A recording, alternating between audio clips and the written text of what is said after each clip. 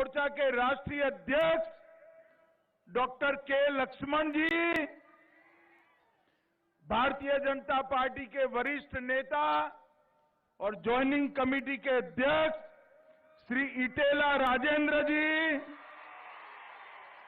हमारे राष्ट्रीय महासचिव श्रीमान तरुण चूग जी, श्रीमती डीके अरुणा जी, श्री पी मुरलीधर राव जी, श्री प्रेमेंद्र रेड्डी जी, यहाँ के जिला अध्यक्ष महोदय और आज इस विराट सभा में आए हुए प्यारे भाइयों, बहनों, माताओं और मेरे जिगर के टुकड़े जैसे युवा मित्रों, श्रीमान विश्वेश्वर रेड्डी जी खड़े हो जाइए, आप जरा ताली बजाओ विश्वेश्वर जी के लिए। और आज आए हुए प्यारे भाइयों और बहनों, आप सभी को मैं प्रणाम करता हूं। आज सबसे पहले जगत ज्योति बसवन्ना को उनके चरणों में शीश झुकाकर प्रणाम कर मेरी बात की शुरुआत करना चाहता हूं। मित्रों, आज तेलंगाना की इस पवित्र भूमि में चिलकूर बालाजी, श्री वेंकटेश्वर स्वामी, श्री लक्ष्मी नरसिम्हा स्वामी, श्री महेश्वर महादेव को प्रणाम कर मेरी बात की शुरुआत करना चाहता हूं। इसी धरती से आंध्र प्रदेश के पहले उप मुख्यमंत्री, स्वतंत्रता सेनानी और जागीरदारों के खिलाफ किसानों के विद्रोह की लड़ाई लड़ने वाले कोंडा वेंकट रंगा रेड्डी जी को भी प्रणाम कर मेरी बात की शुरुआत करना चाहता हूं। मित्रों, आज ये विशाल रैली जो दिखाई पड़ती है वो इस बात का सबूत है कि आने वाले विधानसभा चुनाव में प्रचंड बहुमत के साथ भारतीय जनता पार्टी की सरकार बनने जा रही है। यहां पर 8-9 सालों से बीआरएस का जो भ्रष्टाचारी शासन चल रहा है उसकी उल्टी गिनती शुरू हो चुकी है। बीआरएस और केसीआर, इनके विरोध में ये जन आक्रोश पूरी दुनिया देख रही है। मित्रों, तेलंगाना के ही पद्म भूषण बड़े गुलाम अली खान जी की भी आज पुण्यतिथि है। मैं इनको भी प्रणाम कर मेरी बात की शुरुआत करता हूं। मित्रों, अभी हमारे बंडी संजय को केसीआर ने जेल में डाल दिया। उनको लगता है कि भाजपा कार्यकर्ता जेल में जाने से डरते हैं। केसीआर, कान खोलकर सुन लो, यहां एक एक कार्यकर्ता आपके अत्याचार और जुर्म सहने से डरता नहीं है। हमारी लड़ाई तब तक समाप्त नहीं होगी जब तक आपको गद्दी से नीचे नहीं उतार देते हैं।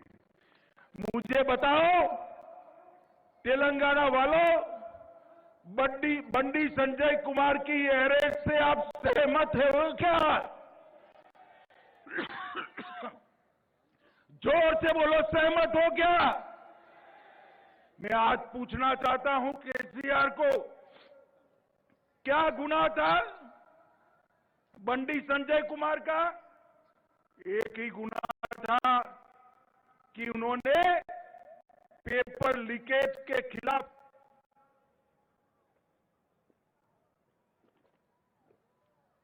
युवाओं के अधिकार के लिए आवाज उठाई। आपने बंडी संजय कुमार को जेल में डाल दिया, 24 घंटे भी नहीं रख पाए। 24 घंटे में कोर्ट ने बेल देकर रिहा कर। हमारे नेता विधानसभा में इटेला राजेंद्र जी बोलने को खड़े हुए तुरंत उनको आपने गृह के बाहर कर दिया। क्या समझते हो कि आप बोलने नहीं दोगे तो हम तेलंगाना की जनता को हमारी बात नहीं करेंगे? वहां तो विधानसभा में आपने रोक लिया। आज लाखों लाखों लोग भारतीय जनता पार्टी के समर्थन में खड़े हैं। आप कुछ नहीं कर सकते हो। माताओं, भाइयों, बहनों, यहां की पुलिस का कंप्लीट पॉलिटिसाइजेशन हो चुका है। प्रशासन का संपूर्ण राजनीतिकरण हुआ है और वेलफेयर स्कीम भी जो मोदी जी भेजते हैं नीचे तक नहीं पहुंचने देते हैं, नीचे तक नहीं पहुंचने देते। मैं तेलंगाना के गरीबों को कहना चाहता हूं कि अब वो दिन दूर नहीं है। केसीआर कितना भी कर ले, वो आपको मोदी जी से दूर नहीं कर सकता। आने वाले चुनाव के अंदर प्रचंड बहुमत के साथ भारतीय जनता पार्टी की सरकार बनने वाली है। मित्रों, राज्य में युवाओं के साथ अन्याय हो रहा है। एसएससी का पेपर लीक हो रहा है। तेलंगाना स्टेट सर्विस कमीशन के पेपर भी लीक हो रहे हैं। 55,000 से ज्यादा, अरे लाखों युवाओं का भविष्य एक केसीआर की सरकार ने बर्बाद कर दिया है। केसीआर चुनाव के मैदान में ये युवा आपका हिसाब किताब करने के लिए तैयार है। राज्य में 2 लाख से ज्यादा पद खाली पड़े हैं। 2 टर्म से भर्ती नहीं करी और अब अंत में जल्दी जल्दी में भर्ती करी है, करने का प्रयास किया है। 80,000 भर्तियों की घोषणा की, उसमें भी पेपर लीक कर युवाओं को बर्बाद करने का काम आपने किया है। मुझे बताओ, तेलंगाना के युवाओं, एक केसीआर को जिसने तेलंगाना के युवाओं का भविष्य बर्बाद किया, इसको एक क्षण भी सत्ता पर रहने का अधिकार है क्या? जोर से बोलो, है क्या? जो ठीक से एक भी परीक्षा नहीं कर सकता है, उसको सत्ता पर रहने का अधिकार नहीं। 9 साल में हजारों लाखों शिक्षकों की नियुक्ति नहीं की। टीएसपीएससी के घोटाले पर मुख्यमंत्री ने अब तक एक शब्द नहीं बोला है। केसीआर किसको बचाना चाहते हो आप में अगर हिम्मत है तो सिटिंग जज की जांच रखो, दूध का दूध पानी का पानी हो जाएगा। और अगर आप नहीं रखते हो तो ऐसे मत समझो कि बच जाओगे। भाजपा की सरकार बनने वाली है। भ्रष्टाचार करने वाले एक एक व्यक्ति को जेल की सलाखों के पीछे भारतीय जनता पार्टी डालेगी। आप इस तरह से बेरोजगार युवाओं पर लाठी चलाकर, हमारे नेताओं को जेल में डालकर जनता का मुंह चुप नहीं कर सकते हो। केसीआर, आपका और आपके परिवार का भ्रष्टाचारी शासन तेलंगाना की जनता अब जान चुकी है। बड़े पैमाने पर सरकार के फंड का दुरुपयोग हो रहा है। पोल्ट्री चारा घोटाले, इसको आप संभाल कर बैठे हो। आपके इर्द गिर्द के लोग ही इस घोटाले के मुख्य आरोपी है। मित्रों, ये बीआरएस ध्यान बटाने के लिए तेलंगाना राष्ट्र समिति से भारत राष्ट्र समिति बना, क्योंकि वो ध्यान बटाना चाहते हैं। भैया केसीआर, तेलंगाना में ही आपका काम तमाम होने वाला है, भारत की कहां बात करते हो। इन्होंने प्रधानमंत्री बनने का स्वप्न देखा है, इधर उधर घूमते हैं कि भाई प्रधानमंत्री का बात करेंगे तो मुख्यमंत्री तो बन ही जाओगे। अरे तेलंगाना की जनता सब समझती है प्रधानमंत्री की कुर्सी खाली नहीं है। 24 में फिर से पूर्ण बहुमत के साथ नरेंद्र मोदी प्रधानमंत्री बनने जा रहे हैं। केसीआर, नरेंद्र मोदी ने मुझे बताओ चेवेल्ला वालों, 24 में मोदी जी को प्रधानमंत्री बनाओगे? ऐसे नहीं, दोनों हाथ उठाकर बताओ, बनाओगे? मगर 24 में अगर फुल पिक्चर देखना है मोदी जी को प्रधानमंत्री बनाने का, तो उसके पहले ट्रेलर आता है तेलंगाना में भाजपा की सरकार बनाने का। बनाएंगे सरकार? मित्रों, कई सारे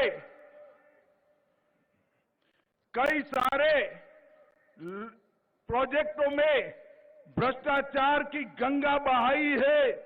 इन्होंने तेलंगाना को अपने परिवार के लिए एटीएम बनाकर रखा है।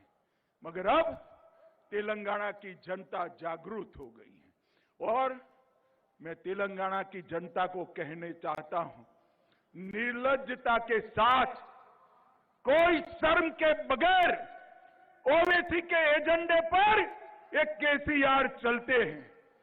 वो तेलंगाना का स्वतंत्रता दिन भी नहीं मनाते हैं।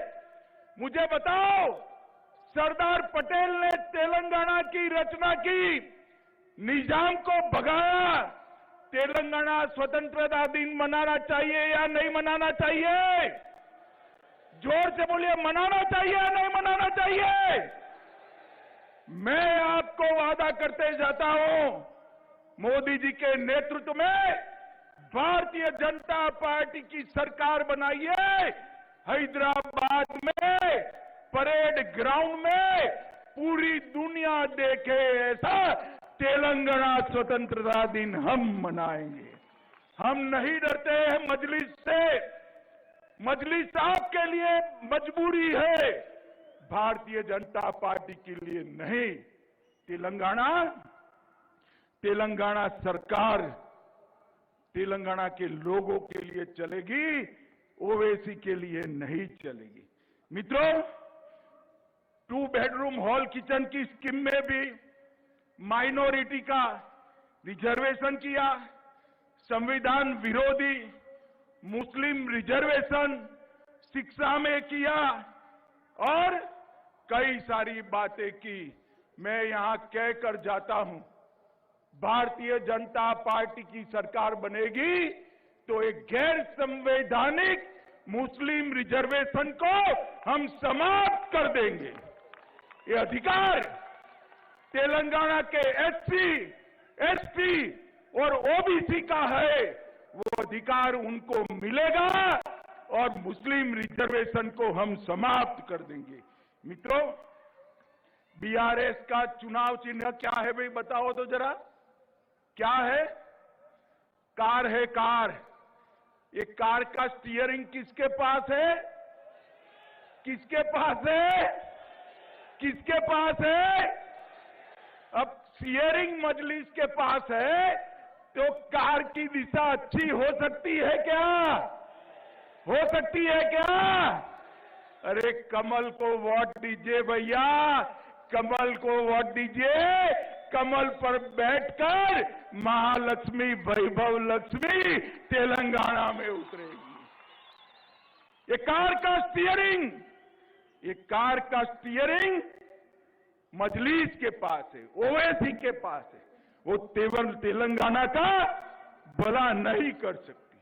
ये नक्शा भी बनाते हैं भारत का, तो उस पर कश्मीर आजाद उड़ते, आधा कश्मीर बताकर आपने भारत का अपमान किया है।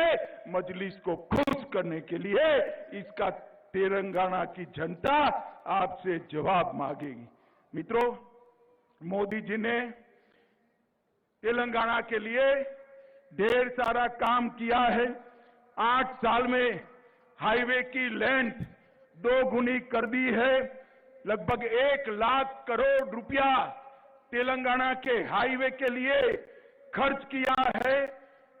हमने यहां पर रैली के ठीक बगल में हैदराबाद बीजापुर हाईवे के लिए पैसा दिया था, मगर तेलंगाना ने, केसीआर ने भूमि अधिग्रहण नहीं करा। वो 5 साल लेट हो गए और जो केवल की जनता को जो फायदा मिलने वाला था वो नहीं मिला है।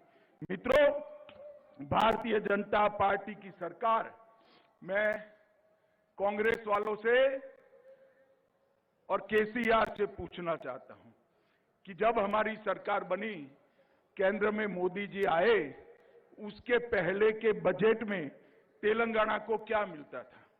Tax revolution, grant in aid और फाइनेंस कमीशन की ग्रांट तीनों मिलकर तेलंगाना को 30,000 करोड़ रुपया सिर्फ मिलता था। कितना मिलता था? सिर्फ 30,000 करोड़। और 22-23 में मोदी जी ने 30,000 करोड़ से बढ़ाकर 1,20,000 करोड़ रुपया तेलंगाना को दिया है। मगर ये पैसा आपके क्षेत्र में आता है क्या? आता है भाई? दिखाई पड़ता है? कहां जाता है? कहां जाता है?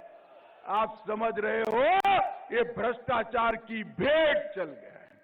एक बार भारतीय जनता पार्टी की सरकार बना दो, मोदी जी 1 रुपया भेजेंगे, तेलंगाना सरकार 25 पैसा ऐड कर 1 रुपया 25 पैसा तेलंगाना की जनता के पास भेजेगी। तेलंगाना की जनता के पास भेजेगी। 3 सालों में कैपिटल इन्वेस्टमेंट स्कीम के तहत, ग्रामीण इंफ्रास्ट्रक्चर के तहत नाबार्ड द्वारा 16,000 करोड़ रुपया दिया है।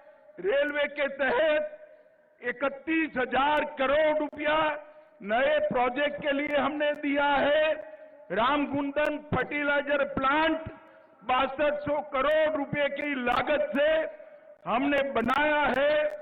Hyderabad multi modal transport system का विस्तार शंकरपल्ली से आगे बढ़ते हुए विकासाबाद तक करने का काम ये भारतीय जनता पार्टी की सरकार करी है। बोलारम, मेडचल और फलकनुमा उमदानगर के बीच एमएमटीएस के दूसरे चरण का शुभारंभ हो चुका है। 13 नई एमएमटीएस सेवाओं का शुभारंभ हुआ है और अभी अभी मोदी जी ने जोर से तालियां बजाना कॉटन के किसानों के लिए तेलंगाना में मेगा टेक्सटाइल पार्क देने का काम हमारे नेता नरेंद्र मोदी जी ने किया है। माताओं, भाइयों, बहनों, मुझे आने में थोड़ी देर हुई, मैं फिर से आऊंगा, इनके वादों का हिसाब मांगूंगा। जितने भी वादे किए इन्होंने पूरे नहीं किए। और सबसे बड़ी बात, एक कोई सरकार तेलंगाना में ऐसी नहीं चल सकती जिसका स्टीयरिंग ओवैसी के पास है, मजलिस के पास है। हम यहां पर एक ऐसी सरकार बनाएंगे जो देश के विकास को, तेलंगाना के विकास को, आपके विकास को समर्पित हो। और मित्रों, मैं एक बार फिर से कहना चाहता हूं केसीआर को कि आप हमारे कार्यकर्ताओं को जेल में डालोगे, पुलिस से लाठियां पिटवाओगे, मगर भारतीय जनता पार्टी का कार्यकर्ता डरने वाला नहीं है। केसीआर, हम तो पैदा ही विरोध पक्ष में हुए हैं, हम आपसे नहीं डरते हैं। ये जुर्म करना बंद करो, जितना समय बचा है उतना समय जनता का भला करो।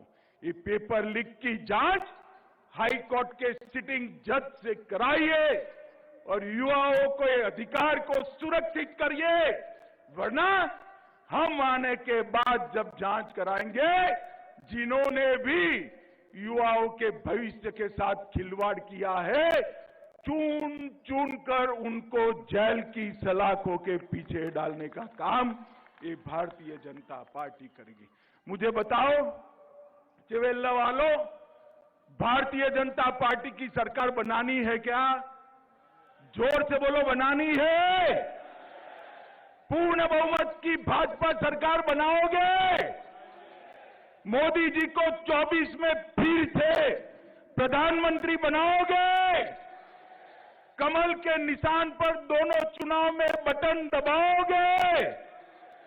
मोदी जी के नेतृत्व में तेलंगाना को सबसे विकसित राज्य बनाओगे? एक केसीआर और ओवैसी की सरकार को उखाड़कर फेंक दोगे? पक्का फेंक दोगे? तो मेरे साथ दोनों हाथ उठाइए, उठाइए दोनों हाथ, विजय के संकल्प की मुट्ठी भींचिए और प्रचंड आवाज से बोलिए, भारत माता की, भारत माता की, भारत माता की, वंदे वंदे वंदे। आप सभी का बहुत बहुत धन्यवाद। वंदे मातरम।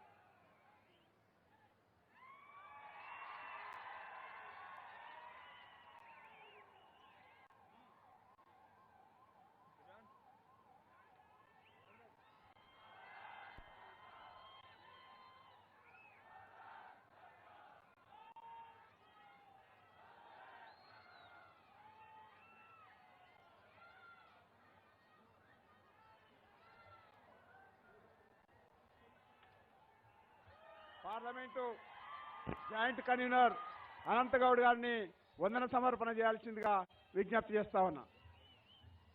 ఈరోజు చేవెళ్ల పార్లమెంటులో ఈ తెలంగాణ రాష్ట్రంలో మొట్టమొదటి బహిరంగ సభ. ఈ బహిరంగ సభకు ఇప్పుడు మన అమిత్ షా గారు సర్దార్ వల్లభాయ్ పటేల్, అభినవ సర్దార్ వల్లభాయ్ పటేల్ అయినటువంటి అమిత్ షా గారు విచ్చేసినందుకు ధన్యవాదాలు చెప్తా ఉన్నాం.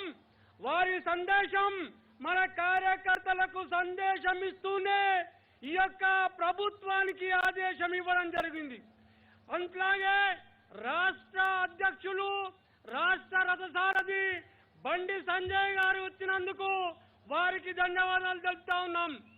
అట్లాగే ఫామ్ హౌజులు మాత్రం వచ్చినాయి, ఎకరాల కొద్ది ఫామ్ హౌజులు మాత్రం వచ్చినాయని చెప్పి మనవి చేస్తున్నాను. పేద ప్రజలకు ఇండ్లు లేవు, కానీ వాళ్ళకు ఫామ్ హౌజులు వచ్చినాయి. మరి ఎక్కడి నుంచి వచ్చినాయి ఇవి? తెలంగాణ ప్రజానికం యొక్క సొమ్మును దోచుకున్న యొక్క ప్రభుత్వం ఇది. ఒకవైపు నరేంద్ర మోడీ నాయకత్వంలోని ప్రభుత్వం దేశ ప్రజల కోసం, ఈ రాష్ట్ర ప్రజల కోసం అనేక కార్యక్రమాలు చేపడుతుంటే దాన్ని ప్రజలకు చేరనీయకుండా అడ్డుకుంటున్న యొక్క ప్రభుత్వం కేసీఆర్ ప్రభుత్వం. నేను ఒకే ఒక విషయం చెప్పి ముగిస్తాను. ఈ చేవెళ్ల సభ గాని, ఇవాళ నిరంతరం బీజేపీలోకి అనేక మంది చేరుతున్న యొక్క పరిస్థితిలో గాని ఎట్లా బీజేపీ బలపడుతుంటే అట్లా కాంగ్రెస్ను బీఆర్ఎస్ దగ్గరైపోతున్నాయి. ఇంతకుముందే చంద్రశేఖర్ అన్న చెప్పిండు, తనకు టైం ఉంటే ఇంకా బాగా చెప్పాడు. అందరికీ బాత్ బహుత్ హై అన్నకే పాస్. చాలా గెస్ట్ హౌస్ కథలు కూడా టీఆర్ఎస్ గురించి చెప్పగలిగే సమర్థుడు అన్న.